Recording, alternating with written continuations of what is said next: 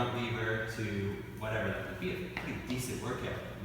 He'd be taxed, it'd be hard, but it's using the ranges that he's got. If we try and judge that guy on his ability to squat or do some of the stuff that the bionicle can, then there's a bit of a disconnect there. So I think one of the biggest things that I look for with people is assessing what they've got currently and coming up with a plan that works for what they've currently got. Strengthen that, start them with some work there, and then look at what do they want to do, right? And then look at what's not actually there. And that's the biggest part with mobility is, you know, there's so much that you can train that it's easy to get really lost in it and not feel like you're really making any headway. And so having a goal can really help, right? So if that Lego guy wanted to do splits, then we know that he has a straight leg.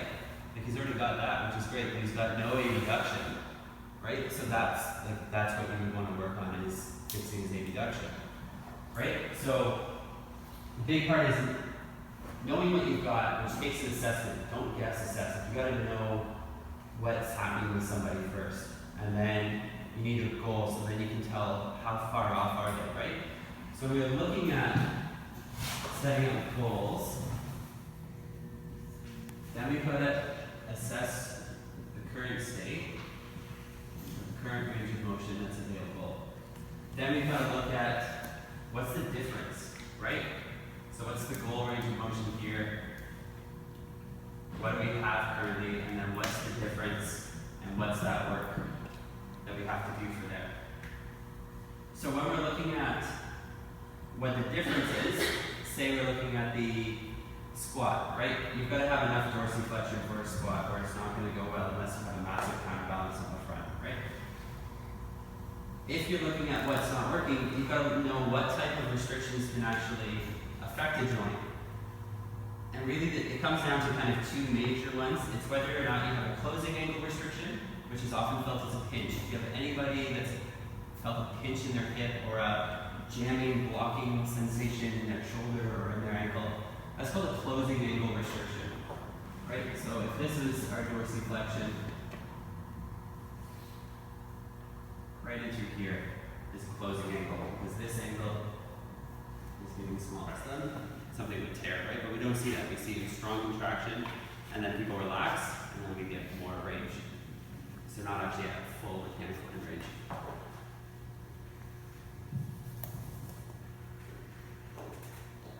So when we put a range into a long, straight line, right?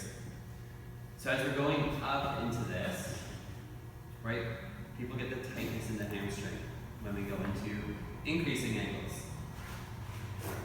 On the reverse, if we get them to pull into really short angles, it'll cramp. You'll see this, they often with the hamstrings, right? If you've got somebody who's face down and they're trying to pull into here, and you offer them some resistance, they quickly grab on, right? They're rolling out of that. And that's because they're actually trying to pull a tissue when it's in its mechanical disadvantage, that really short position. And what you see is that's just a lack of control that's being expressed there as well. And the best way to get rid of it is just more exposure to it, more cramping, unfortunately, or more just hanging around to where it's about to cramp. Because what you'll see is the nervous system is going to fire everything to do the task that you want it to do. Both in short and long range. Like if you put somebody under a massive load, like for a back squat, that you know that they can't really lift even off the bar, they're going to get in, they're going to dial in, and they're going to press with everything, right? You're going to mass recruit as much muscle in every area that you can. Same thing on short side stuff. If you're in a really short position, you're asked to pull against resistance, you're going to fire everything. And unfortunately, that's the cramp sensation that you get when there's that shortness in the tissue opposed to something long. You don't get the same cramping. And that can be trained out with, like I said, repeated exposure. We're going to feel some of that today when we start doing some hip work on the ground as we're starting to lift and use these short angled tissues in through here. I get both of you onto the floor here on your backs. Just both sideways. Just on your back. Yeah. Do both hips pinch? Just the right? Okay. So evenly, like I said here. You bend your knee.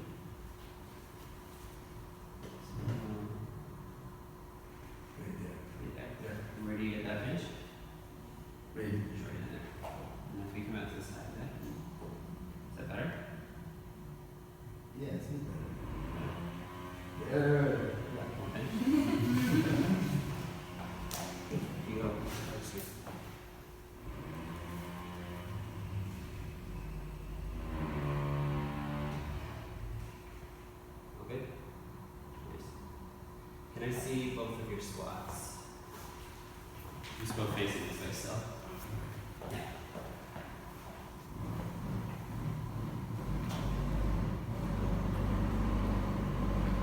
So, both are squatting, both work. Now this is cool because with a squat, right, a squat actually has no, like, bum below hips, all of this stuff. Those are system specific. Go ahead and relax over there. So the rules of like what makes a squat, it's basically you can start bringing your hips down, you're squatting. This is a squat, this is a squat, this is a squat. Now if your system that you study has a rule to make a rep count, that's something that's important to know, right? So in CrossFit and powerlifting, you need the hips to at least knee or below, right? To have a rep that counts. I don't know of any other system that actually has like rules on a squat. Everybody else is just kind of like start squatting. So knowing the rules of a system is important when you're working with somebody or for yourself, because if you're not able to hit that depth and you need to, then that's going to up the priority of conditioning that range of motion, right? You may have some core shoulder stuff and some core hip stuff, but if your shoulder stuff isn't coming into play with the squat and you need to squat, then spend your time working on the hips and get that depth that you need. Touch your toes. Calf now. Does anybody know yet? How much plantar flexion can you actually do with the toes kind of normal, and then go into your plantar flexion, add as much toe flexion as you can to where the toes are totally curled. And I want you to see what the difference is. When you start adding the flexion, if you know like straight line here, right? And then when you add the toes in, how far can you actually get? Similar to the hip assessment that we just kind of walked through with, you know, if this is where your knee is, up here, anatomically you should have your foot here. Like if you had full range, it would be here, right? So that's kind of what we're doing here, is looking at how much are we missing, right? And it's going to tell you how much are you off in terms of your potential, but also is what you can currently do enough to, you know, for whatever task you set. So if you're a dancer or a gymnast and you have to have that position and you know that you're off by, you know, 15 degrees, that's going to tell you that when you hit 10 degrees, you're getting better at it, right? Like you can put a metric to it if you want to measure it. And you can progress, like you can track somebody's progress with a number. So let's look at a little bit of leg stuff in through here. So let's go as much knee to chest as you could. So if you can get your knee all the way to your chest, then anatomically, as long as you can stand up straight, if you had all the hamstring in the world, right, your foot would be right there. So if you were right here, ideally, your foot would be here, which is a really wicked forward fold, right? Like if you had this, like the students that lay on their own quads, right, when they can really do that position. So anything short of that means they're missing potential. So let's go knee to chest as far as you can. If you have a pinch, just come out of the pinch. Okay? Let's get a good strong headlock on our leg. Let's start adding our knee in as far as we can. So knee extension. Get it to the point where, like, even if you feel some shaking, that's fine. Right?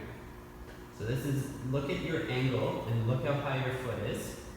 Okay, take a bit of inventory on that. Now what I want you to do is keep your knee in the exact same spot. Keep your body in the same spot. Take your arms away. Now try, put your finger on the side of your knee or something where you can kind of keep your knee in the same spot that it was. Now start raising up. Are you as high? Not even a little bit. If the answer is no, you have a regressed issue in your hip and quad. That's actually the issue of your short hamstrings up to that point, right? If we support the hip, which is what we did here, and you can bang out whatever knee extension, and you see that when you take that hip away, you suddenly have less, you do not need to stretch your quads. Because we've already seen that you have the capacity to show more when it's supported. You actually need to strengthen a really short hip and a shortening quad. Okay, so let's go back into our supported headlock position. This is where I see a lot of people stretching their hamstrings when it's kind of wasted time because they actually have more hamstring than they already know what to do with. So my goal with them is learn to use what you've got. Once you cap that out, sure, we'll go after more. We can do that. That's not an issue. So let's go up as far as we can. Let's take one arm off out in front. Now you may have felt a little kick on when you did that alone, in through here. I want you to try pulling your knee to your chest a little bit more actively. You may start shaking. Now slowly get rid of this supporting arm. Really, really slowly. Is everybody shaking? Yeah. Should be yes. Try and pull your knee in because it's probably already started to lose some. If your leg was here, like again, you should have legs straight. If your leg's not straight, you're missing, like there's work that you could do. You could make that better, right? How important it is to you is totally up to either if your sport or whatever it is needs you to do it, or if you're interested in making it better, right? Like those are going to be the two things.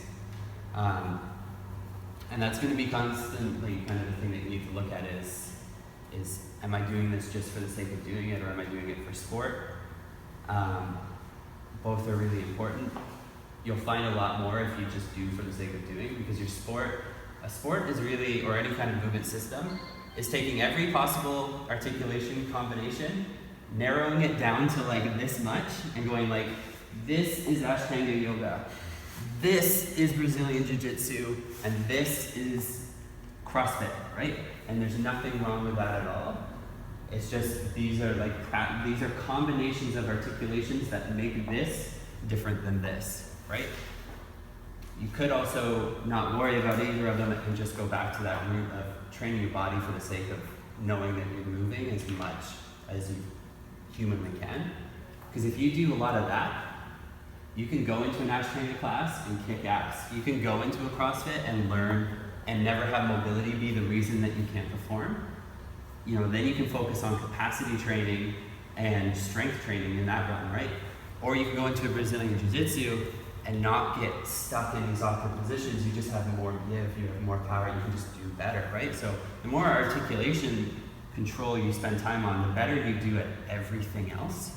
Because all of these systems are just really kind of condensed packages of articulations that make them a named system. So for anybody that had the open angle, things like the couch stretch and stuff like that are really, really good positions to train. The couch stretch is this one here where you put your knee all the way to the wall with your foot up and you start coming up. It's going to passively support you into that knee extension that you can start really loading into that. All right. Now what the couch stretch doesn't teach you is the regress control. We all saw that we had lots, right? So like couch stretch position, I can close up all the way. And anyone that saw that video I put out the other day, like that's where I ended up, was all the way into that position, laying on my back. But it doesn't teach me, and see, I lose it, right? It doesn't teach me that regress control. So you can't just stretch something and you won't get the regress control of it. You have to do separate work from that, okay? Knees are at 90 degrees, okay? So this position is great because it trains an external rotation of the front leg and an internal rotation of the back leg. So if you see that you can't be up straight here, there's usually an issue with one of those, right? If you're lacking the external rotation, your knee's going to be, up. If you're lacking the external, you're usually over. So can everybody sit up nice and tall? Can you take your arms away? Okay. Cool. Go ahead and bring your arms down. From this position, holding yourself up as straight as you can get. Now if you're over, support yourself, okay? With the back leg, bring your knee up. So it just hovers off the ground just a little bit. Find as much side lean as you need to, the least amount of side lean you need to be able to initiate a lift. So if that's down here, go for it, but I want you to only be able to lift up like just like an inch or so. Right? So if you're here, this is a lot. So then what it needs you to do is to straighten your body up until it's just hovering. Okay? Is anybody crampy on the side of the hip? Cool. If you're holding yourself up but you know that you can get up relatively straight, go ahead and let go. Alright. And if you need your hand there, keep your hand there and just use as little support as needed. Okay, so let's come through to hip flexion. So let's roll through, don't let your foot hit the ground. Sit down. We'll switch over to the opposite side, so check your other 90-90. And see on this side, is it as easy to stay up? If it's easier or harder, if there's any difference, and we automatically know that there's a difference in your ability for hip rotation, whether it's the external or the internal, and we can look at that on each one in a second. So from here, same thing, if you can stay up totally straight and block yourself, go for it and lift. Trying to lean as little as possible and trying to get your foot off as well.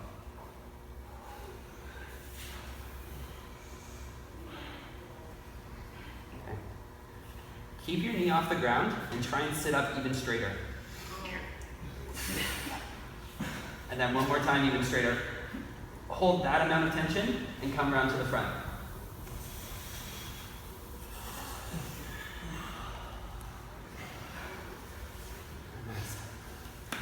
Cool. Let's have a look at the external rotation of each foot, so making sure that your bum is totally ground, like both cheeks are on the ground.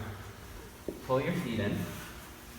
And what we're going to look for is there a height difference in your knees? If there's no difference, then we know your external rotation is relatively equal between the two. All right?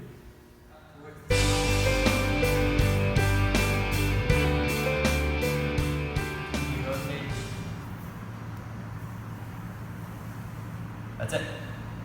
If we ask you for more, where do you go? See how the shoulder blade's lifting to do it? So start to get to here with his external or his internal rotation.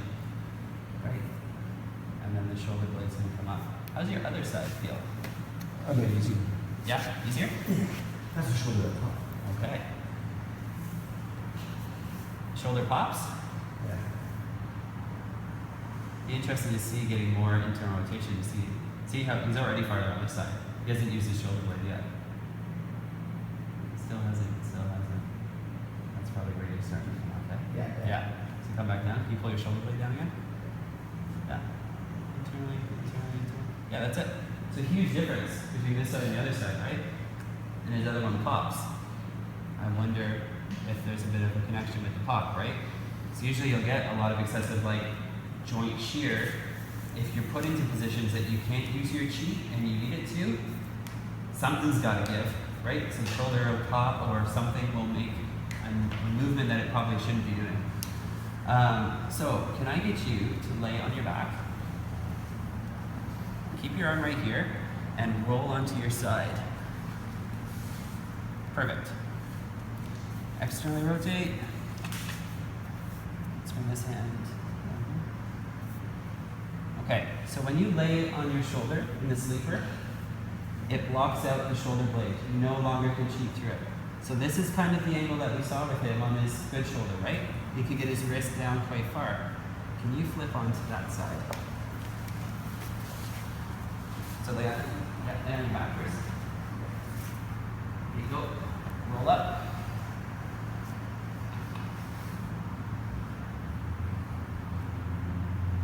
So his external does not make full external rotation. And I saw that when you were sitting over there. We did that, right? His hand was in front of you, not kind of in your peripheral. So his external rotation needs some work here.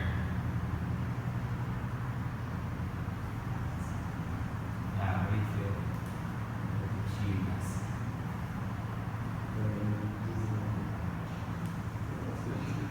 Oh, you. Lay.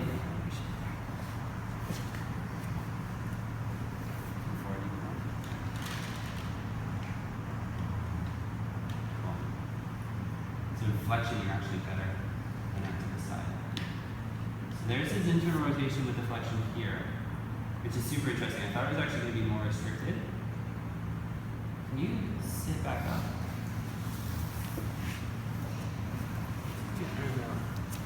Bring this arm out in front.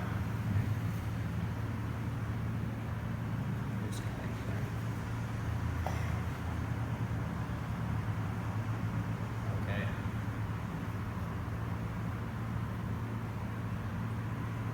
Okay, cool. Let's show this off. So a shoulder or anything, like a hip or anything like that, has a capsule around it. That's what keeps it in place, right? That's the thick connective tissue. So if anyone's heard of like a labral tear or anybody like that, that's like the connective tissue taking a shot. Now, the shape and tone and stretch of that is partly what will dictate how that joint moves. And this is a really cool case to show it because when Serge is out here and goes into internal rotation, right there. So we see him cheating in through there. Actually, your hands are already getting lower, which is good. But that's where his hike is, right? Kind of at this angle. When he comes out in front and we change the tension into his capsule, he can actually go quite a bit lower. There's a cheat there. Before he starts to cheat up. Okay.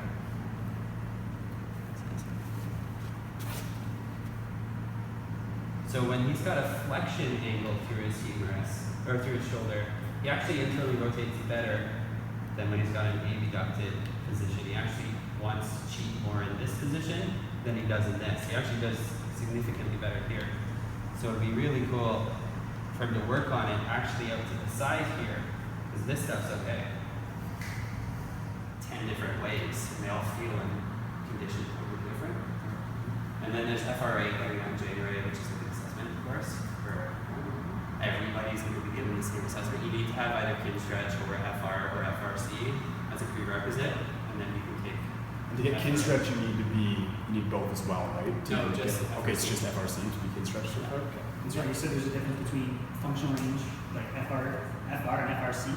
FR is manual therapy technique. So basically, if a joint's not working or a tissue's not working, as a therapist, you can intervene with that and do that. And so they teach like how you fix the stuff. So it all fits within the system, right? Like if you can't move it because it's busted, fix it like this, and then put them back in the line of training. So kind of like an all-inclusive system. Does anyone? Yeah, I guess I have a client for Jamie, or a question for Jamie, her client. Mm-hmm. She's a personal trainer, and she injured her rotator cuff. She can't go past like this kind of range of motion, and she's continuing to do over presses and stuff like that. Yeah. I can't really talk her out of not doing things like that, Yeah. so I don't would doing like the side lying, doing stuff like that help. Is there anything else I could incorporate? Any of your manual therapy stuff of finding out like why can't she? So if you feel like the tissue can't do the shape before she actually can't do the shape, treat that tissue within the range that you can so you can at least clear up to that, and then start looking at like what's stopping, right? And that's where asking the client like, are you getting a closing angle restriction or are you getting a tissue stretch? Yeah. Right? If it's a tissue stretch, go to town on it and also help teach her to not hold it so tight. Yeah. Whereas if it's a pinch, right, you've got to help capsular work and stuff, and that's where James' stuff can actually come in handy. I've been doing a ton of that on her, but it still doesn't seem to go past like a certain range, and then she'll train it for a few weeks and call me back, and it's back down to like a certain range. Yeah, and then Patterning after you. exactly, right? And that's where like learning to actually externally rotate and actually looking at what's your front rack position or what's your overhead press position and stuff like that can be really helpful.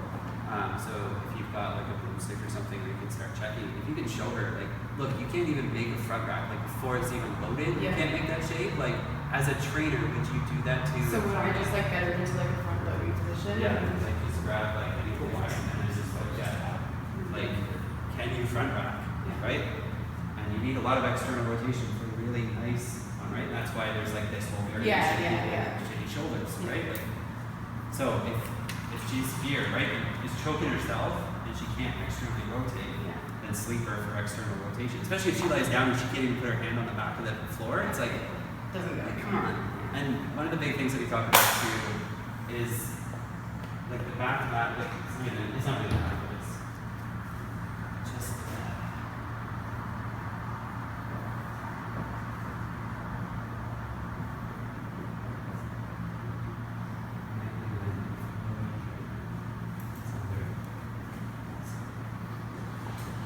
if the load is greater than the capacity of the articulation, you're gonna get injured.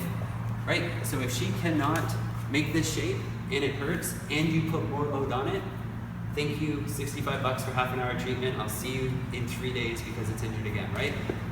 If the load is under the capacity, you don't get injured. Nobody's busting out any biceps brushing their teeth because the capacity or the load of that is so low compared to what you can do, right?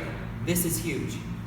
And if people fail this, like if this is where they're in, like you gotta help them understand that for one and train that and get that better and get them to where their capacity is higher than the load, because then you can train and you're preventing injuries. You can never really prevent an injury. You can mitigate damage by getting them into this realm where the capacity is higher than the load that they're doing, right? So for some people, it's changing the load, right? Like if you have great range capacity, but poor strength capacity, then you have the choice to lower the load. If you're in a gym setting and you're lifting 100 pounds, but your capacity is 30, cool, drop down to 30, because 30 can turn into 35, can turn into 40, can go up and up and up, right? 50 pounds constantly over your capacity is 50 pounds of shear, 50 pounds of bad patterning that you're trying to do. That's way too big a jump. That's why, like, when you're doing powerlifting, you're happy when you see a 5-pound gain, right?